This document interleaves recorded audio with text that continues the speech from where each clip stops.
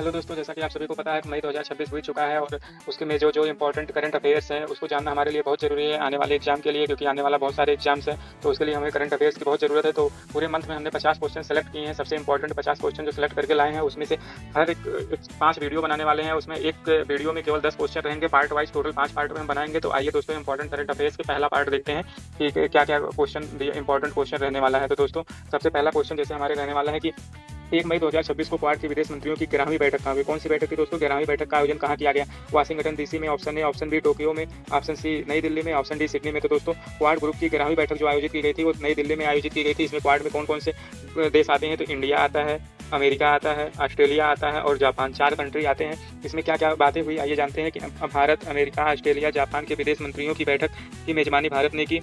इसमें हिंद प्रशांत Indo Pacific क्षेत्र में समुद्री सुरक्षा और क्रिटिकल टेक्नोलॉजी को बढ़ाने के लिए चर्चा की गई थी। तो आइए देखते हैं दोस्तों, दूसरा इंपॉर्टेंट क्वेश्चन देख लेते हैं हम।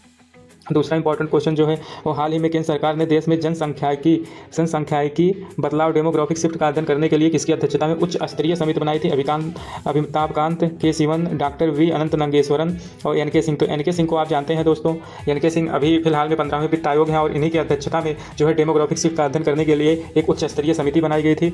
ये क्या था कि इसमें कुछ राज्यों में घटती प्रजनन दर और बुजुर्गों की बढ़ती हुई आबादी के सामाजिक आर्थिक प्रभावों का आकलन करने के लिए 15वें वित्त आयोग के अध्यक्ष एन के सिंह आयोग के अध्यक्ष एन के सिंह की अध्यक्षता में इस समिति का गठन किया गया था। तो ये बहुत इंपॉर्टेंट क्वेश्चन है दोस्तों, एन के सिंह को आप याद रखिएगा। आइए दोस्तों, तीसरा क्वेश्चन देख लेते हैं। तीसरा इंपॉर्टेंट क्वेश्चन क्या है? तो तीसरा इंपॉर्टेंट क्वेश्चन है कि मई 2026 में भारत ने कैरिबियाई देश को आपदा प्रबंधन क्षमता बढ़ाने के लिए आरोग्य मैत्री क्यूब उपहार में दिया। आरोग्य मैत्री क्यूब उपहार में दिए जमैका को या गुयाना को या फिजी को या हैती को। दोस्तों, इसमें A option is the correct option है। ए जमैका को दिया गया है। इसमें क्या दिया गया? आरोग्य मैत्री क्यूब दिया गया है। भारत में भीष्म परियोजना के तहत जमैका को एक पोर्टेबल मिनी अस्पताल सौंपे गए हैं, जिन्हें आपदा के समय मजा कुछ ही मिनटों में एक पूर्ण ऑपरेशन थिएटर और चिकित्सा केंद्र में बदला जा सकता है।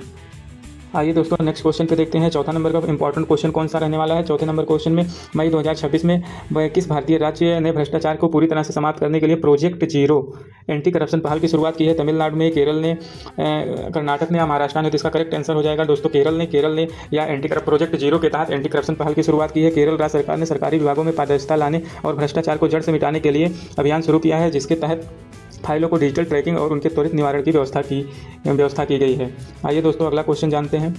क्वेश्चन नंबर 6 पे आते हैं। हाल ही में किस देश में अंतरिक्ष एजेंसी ने चंद्रमा पर एक अस्थायी बेस बनाने के लिए 20 बिलियन डॉलर की थ्री फेज योजना का अनावरण किया है? तो इसरो ने किया है, CSNA चाइना की स्पेस एजेंसी है इसने किया है, नासा अमेरिका की स्पेस एजेंसी ने किया है, या ESA यूरोपियन स्पेस एजेंसी ने किया? दोस्तों, इसका करेक्ट आंसर होगा नासा ने 3 फेज योजना बनाया है 20 बिलियन डॉलर खर्च करके। इसमें क्या है कि अमेरिकी अंतरिक्ष एजेंसी नासा ने अपने आर्टेमिस कार्यक्रम के तहत, आर्टेमिस कार्यक्रम किसने चलाया है? तो नासा द्वारा चलाया गया। इस कार्यक्रम के तहत अगले चरण के रूप में चंद्रमा की सतह पर एक अस्थायी मानव बेस कैंप स्थापित करने के लिए एक विशाल कार्य योजना की घोषणा नासा के द्वारा की गई है। आइए दोस्तों, नेक्स्ट क्वेश्चन जान लेते हैं क्या चीज़ है।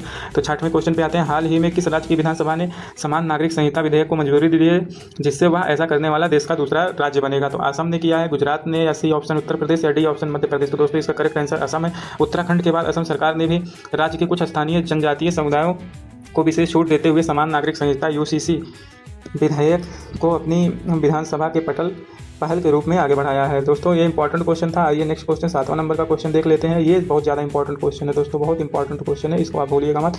State and trends of carbon pricing 2026 report हाल ही में किस संस्था द्वारा जारी किए गए हैं? तो WEF विश्व आर्थिक मंच द्वारा जारी किए गए हैं, वर्ल्ड बैंक द्वारा जारी किए, UNEP के द्वारा जारी किए गए हैं, या UNFCCC के द्वारा जारी किए गए हैं? या दोस्तों, इसका करेक्ट आंसर होगा world bank. State and trends of carbon pricing 2026 report विश्व बैंक द्वारा जारी किया गया है। दोस्तों, विश्व बैंक ने वैश्विक स्तर पर कार्बन टैक्स और कार्बन उत्सर्जन व्यापार प्रणालियों की वर्तमान स्थिति का विश्लेषण करने के लिए यह रिपोर्ट जारी की है, जिसमें पर्यावरण संरक्षण के लिए कार्बन की कीमत बढ़ाने पर जोर दिया गया है। नेक्स्ट क्वेश्चन देखते हैं दोस्तों। नेक्स्ट क्वेश्चन क्या है? 8वां क्वेश्चन इसमें है कि मई 2026 में 79वीं विश्व स्वास्थ्य असेंबली, वर्ल्ड हेल्थ असेंबली का आयोजन कहाँ किया गया? इसकी मुख्य थीम क्या थी? तो सबसे पहला ऑप्शन है कि नई दिल्ली में हेल्थ फॉर ऑल थी। दूसरा, जिनेवा वैश्विक स्वास्थ्य के लिए फिर से आकार देना एक साझा जिम्मेदारी। थर्ड, न्यूयॉर्क जो सतत स्वास्थ्य विकास है। तीसरा, चौथा है क्वेश्चन ऑप्शन डी, पेरिस महामारी से सुरक्षा। तो दोस्तों, इसमें option B is the correct option है। जिनेवा या वैश्विक स्वास्थ्य को फिर से आकार देना हमारी एक साझा जिम्मेदारी है। WHO के इस सर्वोच्च बैठक का आयोजन जिनेवा में हुआ, जो रोगाणुरोधी प्रतिरोध और भविष्य में आने वाली महामारियों से निपटने के लिए कई ऐतिहासिक और वैश्विक संकल्प लिए गए हैं।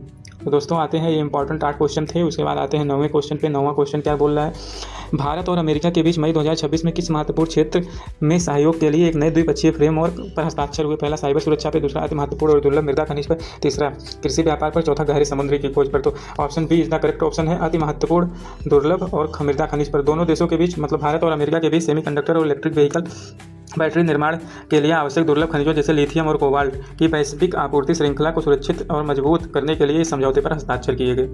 अब आते हैं दोस्तों नेक्स्ट क्वेश्चन और लास्ट क्वेश्चन पे। इस वीडियो का लास्ट क्वेश्चन होगा दोस्तों, अंतर्राष्ट्रीय न्यायालय इंपॉर्टेंट। दोस्तों लास्ट क्वेश्चन इंपॉर्टेंट होता है, बहुत इंपॉर्टेंट क्वेश्चन है। अंतर्राष्ट्रीय न्यायालय के नए अध्यक्ष के रूप में मई 2026 में किसे नियुक्त किया गया? दलबीर भंडारी को, या नवाब सलाम को, हिताशी ओडावा को और जॉन डोग्यो को? तो इसमें जो ऑप्शन करेक्ट आंसर है नवाब सलाम, जो कि सबसे करेक्ट आंसर है। B option is the correct option. Lebanon के प्रसिद्ध न्यायाधीश नवाब सलाम को अंतर्राष्ट्रीय न्यायालय का नया अध्यक्ष चुना गया। वह अगले 3 वर्षों तक इस सर्वोच्च न्यायिक पद की जिम्मेदारी लेंगे। तो दोस्तों इस प्रकार हमने 10 क्वेश्चन सीखा है, जाना है और 10 क्वेश्चन का अध्ययन हमने किया दोस्तों। तो दोस्तों ऐसे 5 वीडियो रहने वाले हैं, 5 को आप जरूर देखिएगा। Part 1, part 2, part 3, part 4, part 5 क्रम से रहेंगे दोस्तों। तो आप सभी वीडियो को जरूर देखिएगा दोस्तों। अगर वीडियो अच्छा लगा हो तो लाइक करिएगा, वीडियो को लाइक करिए, शेयर करिए, सब्सक्राइब करिए, ताकि ऐसे वीडियो मिलते रहें, हमारा मनोबल बढ़ता रहे और हम अच्छे वीडियो बनाते रहें दोस्तों। आप सभी के लिए बहुत हेल्पफुल होगा। Thank you.